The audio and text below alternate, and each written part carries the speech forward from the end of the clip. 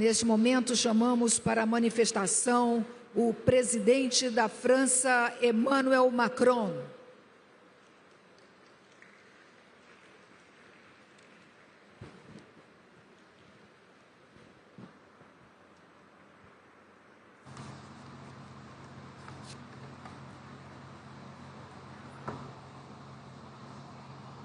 Muito obrigado. Mesdames, Messieurs les chefs d'État et de gouvernement, Mesdames, Messieurs les ministres, Mesdames et Messieurs les ambassadrices et ambassadeurs, Mesdames et Messieurs, je tiens avant toute chose à remercier le Brésil qui nous accueille ici à Belém, au cœur de l'Amazonie, dans cette forêt unique, poumon de l'humanité, que nous sommes fiers avec la Guyane française de partager avec tant d'autres pays amazoniens. Nous vivons en effet les 10 ans de l'accord de Paris, qui fut un des grands succès du multilatéralisme. Cette date est devenue un cap.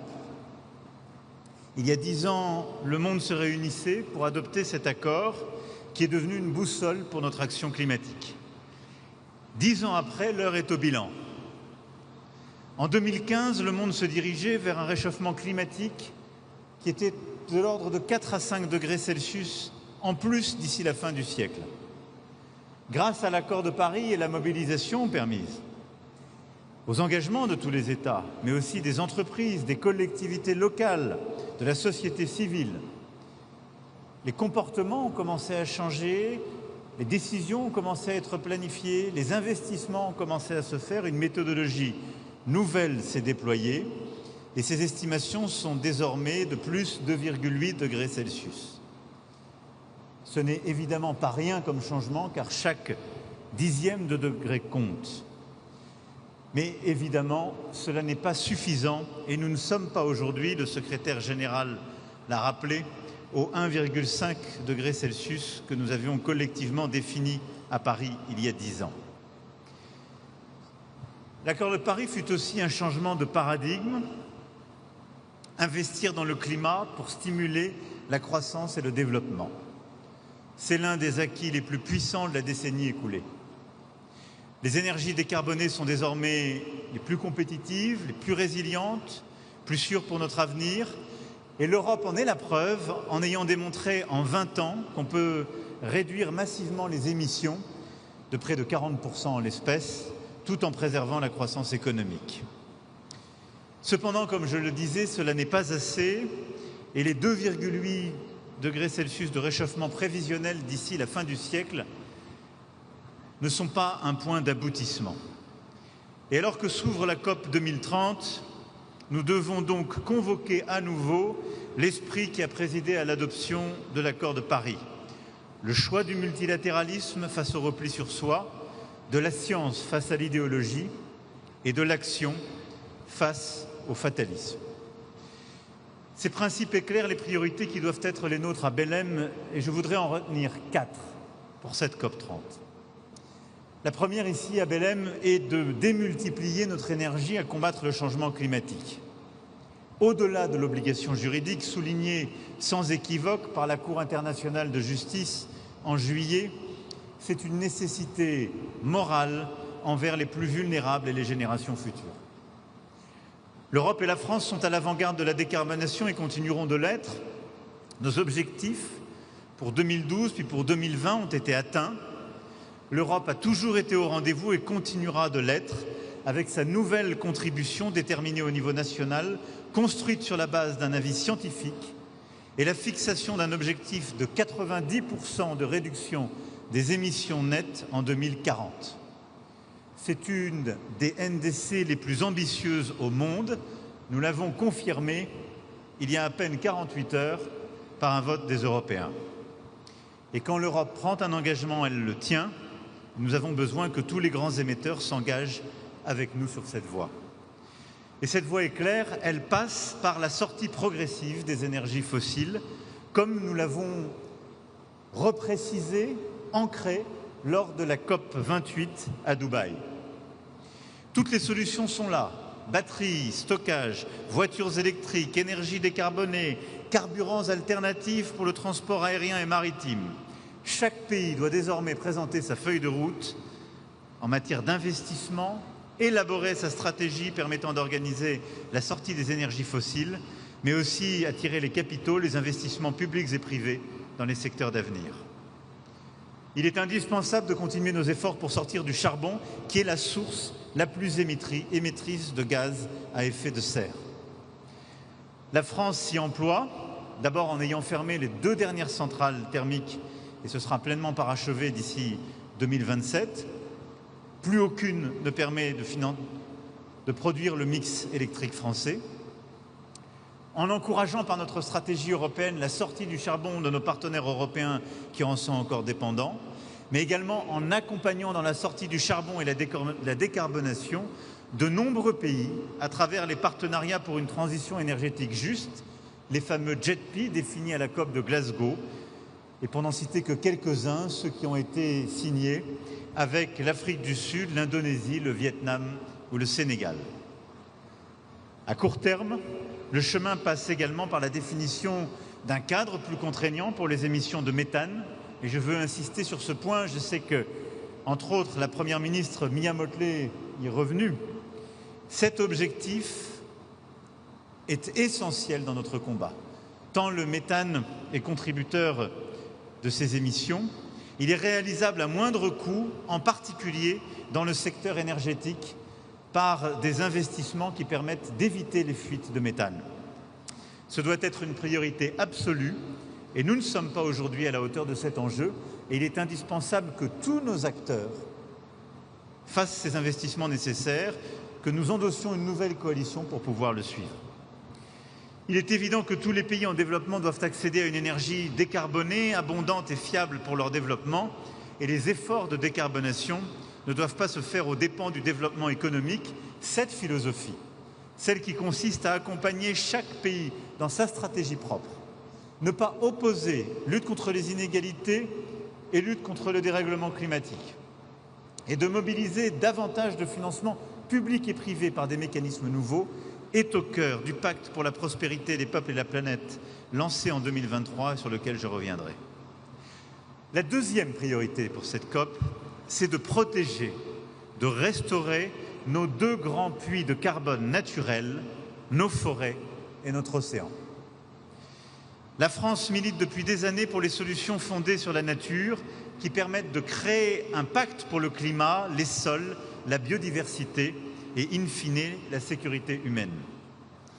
La nature est surtout notre assurance pour adapter nos sociétés, créer des écosystèmes résilients, soutenir aussi nos agriculteurs, nos peuples autochtones, nos sociétés. C'est pourquoi la France s'est engagée avec constance dans le combat pour les forêts, l'océan et la préservation de nos capacités hydriques partout sur la planète.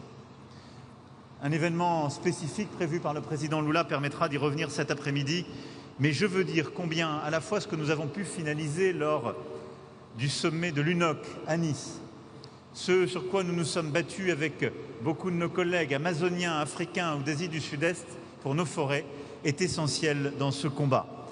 Et je sais que Prince Albert de Monaco a à nouveau rappelé l'importance de ce combat qu'il mène depuis tant d'années avant beaucoup d'autres et je veux ici l'en remercier.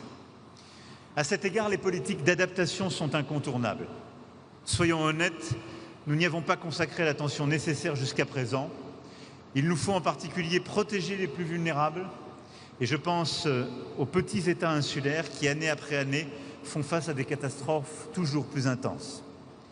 La France consacre aujourd'hui 1/3 de sa finance climat à l'adaptation, soit 3 milliards d'euros en 2024. C'est 8% de la contribution publique mondiale à l'adaptation, sur une contribution totale de 7,2 milliards et nous continuerons d'être au rendez-vous. Troisièmement, nous le savons, pour atteindre nos objectifs, il faudra de nouveaux financements. Regardons là aussi la réalité en face. L'effort public ne peut pas reposer sur un petit nombre de pays que l'on peut compter sur les doigts de la main. Tous ceux qui sont en position de le faire doivent assumer leurs responsabilités à cet égard. Et la base des contributeurs publics doit être élargie à tous les pays qui aujourd'hui sont en position de contribuer. Nous devons aller plus loin dans l'alignement des flux financiers, dans la réforme de l'architecture financière internationale et dans l'identification de sources de financements innovantes. C'est d'ailleurs tout l'objet du Pacte pour la prospérité des peuples et de la planète, le 4P que j'évoquais, qui a réuni 73 États autour de ce principe clé de mobiliser davantage, en particulier le FMI, la Banque mondiale et les plus grands contributeurs publics possibles, mais de davantage mobiliser la finance privée grâce à des mécanismes de garantie sur les premières pertes et un effet de levier accru de la finance publique. Nous avons besoin de financements innovants et justes. Les initiatives nées du 4P vont dans ce sens.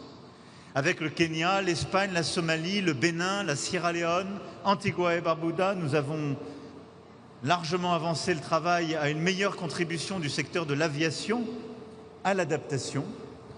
Avec le Royaume-Uni, nous avons travaillé à la mise en place d'un cadre pour les crédits biodiversité et nous continuerons ainsi d'avancer pour bâtir des outils de financement de la transition comme les swaps d'aide climat. Tous ces mécanismes permettent d'améliorer la contribution du secteur privé à cet effort. Ils sont indispensables. C'est pourquoi il nous faut aussi continuer le travail, d'abord pour améliorer le fonctionnement des crédits carbone, qui ont montré ces dernières années leurs limites, et pour bâtir ces crédits biodiversité qui sont indispensables à la mobilisation du financement international sur ce sujet. Enfin, et c'est mon dernier point, à l'heure où les prophètes de désordre sèment le doute quant à l'urgence climatique et remettent en question les certitudes les mieux étayées, nous devons protéger la science et fonder nos politiques sur ces constats. Et je veux insister sur ce point. Nos COP reposent sur une mobilisation collective qui a été nourrie par les travaux d'une science internationale indépendante, en l'espace celle menée par le GIEC. De la même manière, nous avons bâti une action nouvelle pour la biodiversité grâce à l'IPES. Et nous avons construit nos engagements de la Conférence des Nations Unies pour les océans sur la base d'un compromis, d'un consensus scientifique. La désinformation climatique fait aujourd'hui peser une menace sur nos démocraties, sur l'agenda de Paris et donc sur notre sécurité collective. C'est pourquoi, je le redis ici avec force, nous devons soutenir la science libre indépendante. Nous devons continuer l'engagement derrière nos scientifiques pour gagner ce combat climatique. Et c'est dans cet esprit que la France accueillera en décembre à Paris les scientifiques du GIEC et contribuera à rassembler tous les pays qui sont prêts à pérenniser un financement visible, solide pour ces travaux scientifiques. Voilà, mesdames et messieurs, face à l'urgence, j'ai l'intime conviction que les moments de crise accrue doivent aussi nous conduire à bâtir des avancées décisives. Nous avons l'opportunité de faire de la COP30 un succès. Avec l'Union européenne, la France se tiendra aux côtés du Brésil pour relever ce défi. Nous venons de le faire sur l'engagement en matière de forêt. Nous allons le poursuivre pour nos forêts et nos océans, mais nous allons aussi le poursuivre au-delà des sommets, par la constance de nos engagements, par la robustesse des coalitions d'acteurs que nous avons bâties et par la force de la conviction que nous partageons. C'est à l'aune de cette mobilisation que cette COP sera jugée, mais je le dis avec beaucoup de confiance et d'amitié. Je vous remercie.